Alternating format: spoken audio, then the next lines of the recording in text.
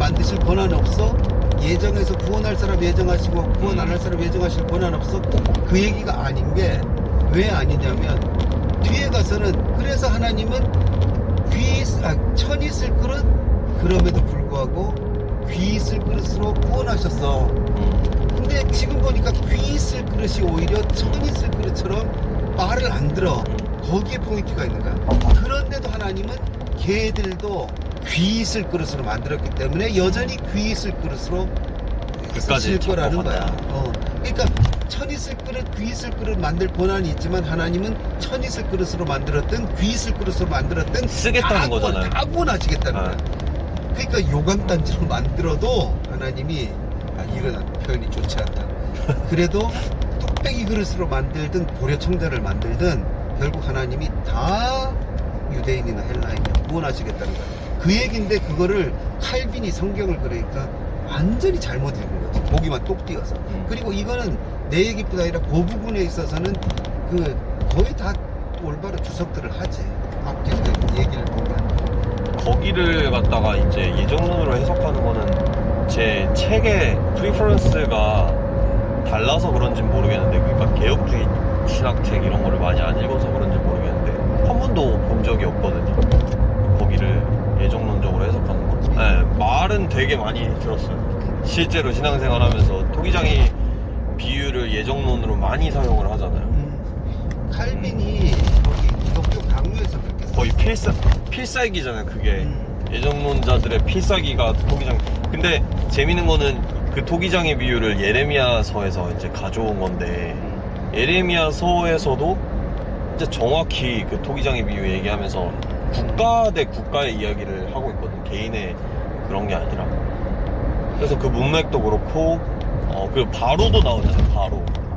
파라오도 이제 이집트적인 그 상징으로 이야기를 한 건데, 국가의 헤드로서 이제 에서는 에돔의 헤드인 거고, 그런 식으로 이제 비교급으로 사용을 한 거고, 또 처음부터 버릴 거를 정해놨기 때문에 걔네를 버리는 게 아니라 돌이키지 않아서 버린다라고 돼 있단 말이에요. 걔네의 행동을 먼저 보고 그 다음에 이 그릇들을 어떻게 할지를 결정한다라는 그런 뉘앙스인데, 그거를 바울이 가져와서 갑자기 뒤틀어서 맘대로 이렇게 자기의 예정론적 그런 교리에 끼워 넣었을 리는 없잖아요. 아니 맞아. 구약과의 관계에서 얘기하면 사실 또 복잡해져. 하지만 구약과의 관계에서 야곱은 사랑하고 에서는 미워하였다 얘기를, 이거 내 성경에는 없다 해서 썼는 것 같은데, 억울한 에서는 없다 이거 쓴 것 같아. 왜 그러냐면 결국 히브리서에서 얘기하잖아. 식물로 인하여 그 순간의 어떤 욕심이지. 그걸로 인해서 하나님의 장자권을 포기한 에서에 대한 얘기가 나오잖아. 결국 자기 행위에 대한 자기 책임이지. 그러니까 그거를 나중에 돌아봤을 때, 쟤는 하나님이 미워하신 존재구나 이렇게 얘기할 수 있는 거지. 그 다음에 그래서 야곱이 사랑받았구나, 에서는 미움받았구나 하고, 말 그대로 이른바 섭리론이지. 다 끝난 다음에 보니까 그런 거구나, 그런 이미지로 가는데, 그렇게 안 봐도 로마서 전체가 유대인이나 헬라인이나 모든 일을 위한 복음이라는 차원에서 보면, 그러니까 오히려 이 사람아 네가 니기에 하나님의 권한을 무시하느냐 이렇게 하는 식으로 얘기하잖아. 그렇게 말을 했을 때에 이 사람은 이방인이거든. 그리고 이 상황에서 네가 하나님께 버림받았다고 억울해하느냐 이렇게 하는 게 아니라, 네가 그러면 유대인들은 끝난 인생이네 라고 얘기하느냐, 그게 아니다. 이래야 뒤로 말이 이어져 가는 거야. 하나님이 유대인도 사랑하시고 그렇죠. 구원하시는 거야. 그러니까 그게 예정론적으로 해석하면 너무 잔인하게 들린 말이잖아요. 그렇지. 난 왜 구원 못 받았어요? 라고 했을 때 하나님이, 야, 토기쟁이한테 뭘 따져, 그냥 멸망으로 가 라고 얘기한다라는 거잖아요. 그 해석에서는. 어떤 하나님을 그리고 있는 걸 바울이 그렇게 치면은 전혀 아니지. 지금 로마서 전체에서 쭉 9장까지 왔을 때는 찐따가 된 거는 유대인이야. 그거를 유대인들 찐따네 그러면, 그러니까 야, 어디 감히 그런 얘기해. 하나님 야곱도 사랑하신 거야. 이삭도 사랑하시고 그런데 지금까지 무슨 얘기했냐면 이삭 사랑하시고 이스마엘 버렸잖아. 야곱 사랑하시고 에서 버렸잖아. 근데 지금까지 무슨 얘기했냐면 버린 이스마엘과 에서 하나님 사랑하시는 거야. 지금까지 그 얘기한 거야. 그리고는 이스마엘과 에서 쪽에서 그러면 이스라엘 저거 완전히 나쁜 놈들이네, 버림받은 놈들이네. 그러니까 예정론이 거꾸로 되는 거야. 쟤들이 처음엔 예정된 것 같았는데 지금 보니까 예정 안 된 놈들이네요. 그러니까 아니야, 걔들도 살리실 거야 하면서 뭐라 그러냐면 이스라엘이 불순종함으로 너희가 구원을 받았잖아, 그런 식으로 얘기하잖아. 그리고는 그러니 하물며 이스라엘이 순종하기 시작하면 얼마나 더 그들이 구원을 받겠냐. 맞아요. 이런 얘기를 하잖아. 그리고는 그 다음에 논리가 어떻게 가냐면 쭉쭉 가면서 그들이 순종하지 않음에 있었던 것은 너희를 구원하기 위함이고 결국 너희로 시기함을 받아서 다시 자기들이 순종함을 가기 위한 길이고 하나님이 모든 사람을 순종하지 아니함에 놓으심은 모든 사람을 구원하기 위함이시로다. 이렇게 13장이 가. 이게 말이 돼? 이게 말이 되냐고. 비논리적이지. 비논리적이잖아. 바울이 얘기하다 보니까 그러니까 앞뒤가 없는 거. 안 맞지. 그래서 그 다음 구절이 뭐냐, 바울이 자기도 자기가 비논리적인 걸 제일 잘 알지. 말을 하다 보니까 그러나 하나님의 마음이야. 그러니까 하나님의 마음이 비논리적인 거야. 다 죽여야 되는 놈들을 살리다 보니까 순종하지 않은 놈들은 원래 저주하고 지옥에 가야 되는데도 불구하고 모든 사람, 유대인이나 헬라인이나 다 살려야 되니까 바울이 말을 하다 보니까 그들이 순종 안 한 거 그것도 하나님이 살리시기 위함이야 하고 말하니까 이상해. 그래서 아이고 모르겠다, 높고 깊도다 하나님의 지혜와 지혜의 풍성함이요. 그리고는 그 다음에 그의 지혜는 헤아릴 수 없고 이렇게 나가면서 그에 대하여 누가 하나님에 대하여 함부로 논하겠느냐 하면서 인간은 하나님 앞에 부지할 수밖에 없다는 거기서 논리를 자기가 논리가 막히니까 그냥, 그래서 만물이 주님께서 나와서 주님께로 돌아간다는 마지막으로, 그것도 예정론자들이 좋아하거든. 만물이 다 주님께서 나와서 주님께로 들어가는 거가 다 주님이 알아서 마음대로 하시는 거라는 게 아니고, 이게 어디서 나온 얘기냐면 하나님이 버린 유대인도 구원하신다는 얘기를 하다 보니까 나온 얘기야. 우리 식으로 말하면 예정 안 된 사람도 구원하시려고 하다 보니까 논리가 모순이 돼버리는 거야. 그거를 하나님이 그래도 하나님 알아서 하시는 거야. 그렇게 얘기하는 거지. 토기장이가 그릇을 내 맘대로 할 권한이 없냐 이거야. 천 있을 그릇도 구원할 권한이 있으시고 귀 있을 그릇도 처음에 버린 것 같지만 다시 구원하실 권한이 있으시다. 그 얘기를 하는 거야. 그게 로마서 전체의 주제하고 그 맞아 떨어지지. 그러니까 나를 보내줘라 이거야. 내가 다 구원하겠다. 이 복음으로. 결국에는 후반부 얘기가 가장 중요한데 그 로마 교회에 복잡한 그런 정치적 상황이 있기 때문에 구구절절히 좀 설명해야 될 부분이 많이 있습니다. 그러니까 그게 복잡해. 도리서가 아니니까, 로마서가 편지니까. 근데 우리는 그 덕에 굉장한 걸 얻은 게 뭐냐면 바울이 그러다 보니까 자기가 갖고 있던 정수를 담아야 되죠. 복음에 대한 얘기를 다 했지. 근데 여전히 레주메적이라고 볼 수도 있을 것 같아요. 그렇지. 결국에는 바울이라는 개인의 목표는 스페인으로 가는 거니까. 그래서 이거는 또 이 얘기가 나오는데, 내가 너희에게 가기를 간절히 원하는 것은 어떤 신령한 은사를 너희에게 나눠주어 너희를 견고하게 하려 함이라. 이렇게 나오거든. 그럴 때 어떤 신령한 은혜, 스피리추얼 카리스마거든. 그 스피리추얼 카리스마가 뭐냐, 그 밑에 내가 너에게 복음 전하기를 원하노라 이렇게 가르쳐줘요. 복음이야 그게. 근데 그 복음을 가지고 견고하게 하기를 원한다 이렇게 얘기하거든. 그래서 로마 교회를 이 복음으로 견고히 세우려는 거야. 자기 복음으로, 바울의 복음으로. 근데 로마서가 어떻게 끝나냐면 나의 복음과 예수 전함은 계시를 통해서 나온 것인데 이 복음으로 너희를 견고하게 하실 하나님, 예수 그리스도 내가 너에게 있을지어다 아멘 이렇게 끝난다고. 그게 견고하게 하는 게 목적이야. 내 복음을 세우는 거야. 교회를 지금 개척하는 거야. 자기 복음. 강화하겠죠, 강화. 강화인데 패권 싸움이 들어있지. 강화라는 표현도 좋아. 왜냐하면 그 당시에는 지금처럼 이렇게 복음에 대한 뚜렷한 교리서나 이런 게 없거든. 그 당시에 근데 로마 교회 헤드가 누구였는지는 잘 모르겠어요. 모르지. 그런데 헤드가 있었을 텐데. 한 가지 느낌이 오는 거는 브리스가와 아굴라가 전적으로 그 바울 복음팀이 잡고 있지는 못했다는 거는 바울의 그 긴 논증을 통해 보면 이해가 돼. 그런 것 같아. 그러니까 그 안에서 중재를 계속해 나간 거지. 참 멋있는 사람인 것 같아요.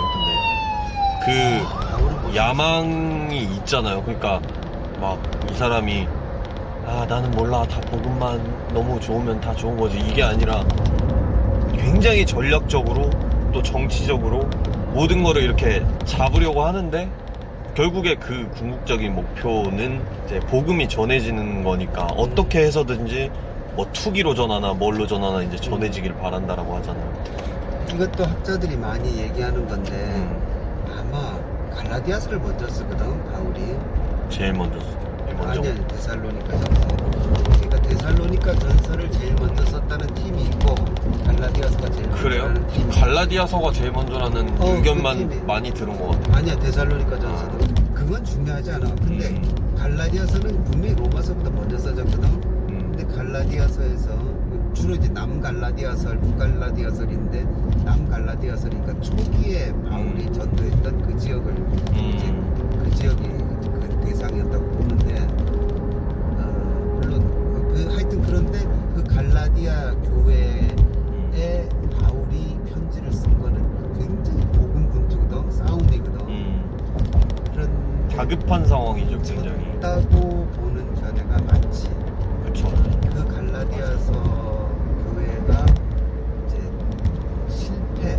그러면 갈라디아 교회를 결국에는 야고보파가 먹었다라고 이제 생각하는. 그래서 바울이 뭐라 그러냐면 내가 이 지역에서는 더 할 일이 없다. 이 얘기가 졌다는 표현으로 보는 학자들이 굉장히 많아. 자조적인. 저도 그렇게 많이 읽은 것 같아요. 자조적인 심정을 표현하면서 다시 로마로 자기의 그걸 옮기고 싶은 로마 교회로. 그래서 그걸 기반으로 저쪽까지 스페인까지 이제 그 이쪽에 있던 동쪽에 있던 걸 이제 서쪽으로 더 이렇게 가져오고 싶은. 근데 로마서의 목적도 사실상 다 달성되지 못했잖아. 그렇지, 자료가 많이 모르지, 없나? 잘 모르지. 어쨌든 자료가 많이 없는데. 바울은 로마에 가서 근데 실질적으로 처음 보낸 다음에 이제 바로 스페인 선교를 가고 싶었던 건데 어떻게 보면 근데 그거를 처음에는 이제 하지 못했잖아. 그 문서 중에 내가 정확히 모르겠어. 바울이 그래서 스페인으로 갔다는 그 문서들도 있다 그래. 나중에 갔다라고 하더라고. 좀 많이 스페인에 후에. 또 봐봐, 스페인에 바울이 왔던 흔적이 있다 뭐 이런 얘기 하잖아. 그건 모르죠. 스페인 관광 가서는. 아니 그런 얘기를 나도 바울이 들은 것 왔는지 같아. 어떻게 근데 일상적으로는 바울이 그리고 로마에 가서 죽었을 거야 아마 거기서. 근데 로마에 좀 이렇게 선교사로서 멋있게 간 게 아니라 이렇게 포로 돼가지고 이제 약간 원치 않는 그림으로 나중에 가잖아요. 근데 로마에는. 그것도 바울이 로마에 왜 그렇게 갔을까? 왜 그런 죄수의 몸으로 가는 걸 택했을까? 그것도 여러 가지, 물론 사람의 상황이라는 게 딱 하나로 떨어진 건 아니지만 내 생각에 돈이 없어서 그걸 택한 것 같기도 해. 로마까지 가는 거 굉장히 힘든 일이거든. 너무너무 먼 여행이잖아. 근데 그 경비랑 이런 것들이 만만치 않았을 거라고. 그러니까 가는 김에 가기는 꼭 가고 싶은데 여러 가지로 경비랑 이런 데 문제가 있으니까 아예 이 길을 그러니까. 근데 택했다라는 그런 뉘앙스가 있어요? 바울이? 일부러? 그런 방법? 아니 추정을 어떻게 하냐면 내가 예루살렘에 성도들의 헌금을 갖고 간다는 얘기 로마서에 하잖아. 근데 그때가 사도행전 그때가 3차 여행 고린도쯤에서 쓴 편지거든. 그러니까 갱그레아 교회 베베한테 이걸 보낸 거거든. 그러니까 3차 여행 끝에 그리고 예루살렘으로 간다고. 그 로마서에 그대로 있잖아. 예루살렘으로 간다고. 예루살렘으로 갔을 때 그들에게 이 헌금이 받아들여지기를 간절히 원해. 그리고는 받아들여진 다음에 사실은 예루살렘 교회는 돈이 없는 교회야. 오죽 있으면 구제금을 갖고 가니까. 근데 구제금에 손을 댈 수는 없잖아. 바울 같은 사람은 그런 일은 상상도 못 한다고. 그러니까 이 로마로 가는 계획에 있어서 후원이 하나도 없는 거야. 예루살렘까지는 갔는데 로마로 가는 데는 후원할 데가 없어, 자기를. 그러니까 소요가 일어나고 체포가 될 때 오히려 이게 하나님의 뜻인가 보다라고 생각했을 확률이 난 높다고 봐. 그리고 황제에게 상소하면 로마로 간다. 주여 이게 주님 뜻이군요. 이러고는 자기가 그 길을 택한 것 같아. 바울같이 머리 좋은 사람이 그 경로를 다 알았을 거니까. 황제에게 상소했을 경우에는 황제한테 재판을 받거든, 로마 시민은.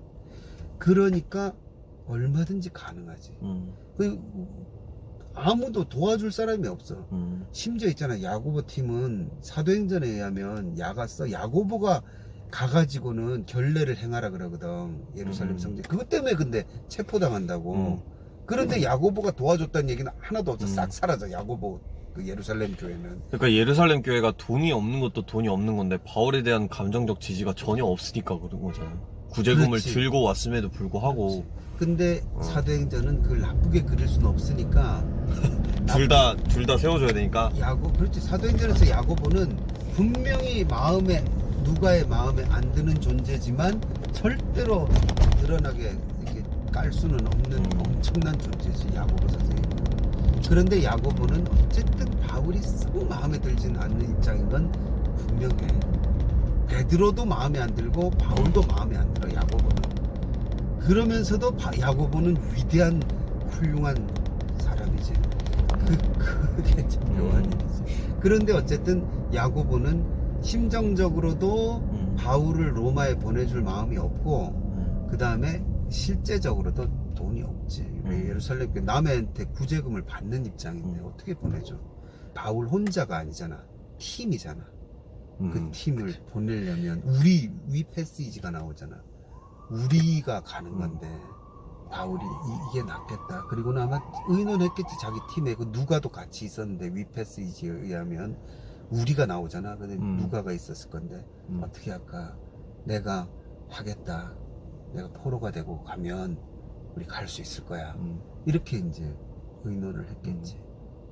처음에 안 된다고 그랬다가 조카가 등장하잖아. 조카가. 그 조카가 어쩌면 로마 교회의 그 처음 사도로 믿은 사람들 자식이 아닐까 하는. 이건 순전히 상상이야. 근데 소설가적인 상상이지. 하다 보니까 그럴 확률이 좀 있는 것 같아. 그리고 사실은 자기 삼촌은 초창기에는 자기 아버지와 교회를 박해하던 사람이잖아. 그러다가 예수 믿는 사람이 되었을 때 그게 더 귀해서 그렇게 자기도 목숨 걸고 와가지고 그걸 이제 폭로하고 바울을 죽인 암살단 있다고 얘기하고 그렇게 했겠지. 결국에 사실 그 뒤에 자료는 좀 부족하죠. 신약성경 뒤에 뭐 바울이 뭐 진짜 가이사에게 전했는가 뭐 그렇지, 이런 것들은 그거는 알 수가 없죠. 근데 이제 되게 다 동의하는 거는 베드로 선생님도 바울 선생님도 네로 때 죽었다. 네로에게 바울은 목이 잘려 죽고. 그 직전에 그 마가복음 쓰여지기 직전 유대 전쟁 직전쯤 70년인데 60년대 62년 뭐 이때쯤에 네. 죽지 않았을까 이렇게 보지. 70년이 유대 전쟁이. 그러니까 마가복음은 연대를 어떻게 보는데? 65반에서 70 초반. 그렇지. 근데 마가복음에는 아무래도 그 있잖아, 그 유대 전쟁을 겪지 않은 흔적, 겪지 않은 분위기가 있어서 70년대 이전으로 이제 보는 경우가 있지. 많이 그것도 논쟁이 많더라고요. 논쟁이 많지. 근데 왜냐면 몇 년 차이가 굉장히 큰 차이잖아요. 거기서는 그래서 70년대 전후는. 나는 그 연대 논쟁에는 안 끼어들어. 내가 머리 아파서 끼어들고 싶지 않고, 그리고 죽었다 깨어나도 알 수 없으니까. 답이 안 나오는 건데. 근데 그 한 가지는 이런 건 있어. 마가복음은 70년대 이전일 확률이 높은데, 그러니까 그러면 완전히 예언이지 않냐 막 이렇게 얘기하잖아. 그 예수님의 그 분위기가. 조짐이 있는 상태일 그렇지, 때죠. 그렇지, 그렇지. 네. 그러니까 그 전쟁의 조짐. 전쟁의 조짐과 분위기와 그런 것들이 있던 시기에 써진. 그래서 누구 같은 경우는 마가복음이 일종의 전단지 역할을 했을 거라는 그런, 그 마가복음에 나오는 그 유대 전쟁에 대한 그 부분이 일종의 이제 산으로 도망하라는 전단지 역할을 했을 거다. 잃는 자는 깨달을진저. 그런 논문도 있고. 근데 잃는 자는 깨달을진저를 뭐 제3성전 막 이렇게 종말론적으로 해석할 거 아니면 사실 전으로 보는 게 더 그러니까 전인데 그 적절하겠죠? 그 네가 문맥상. 말한 대로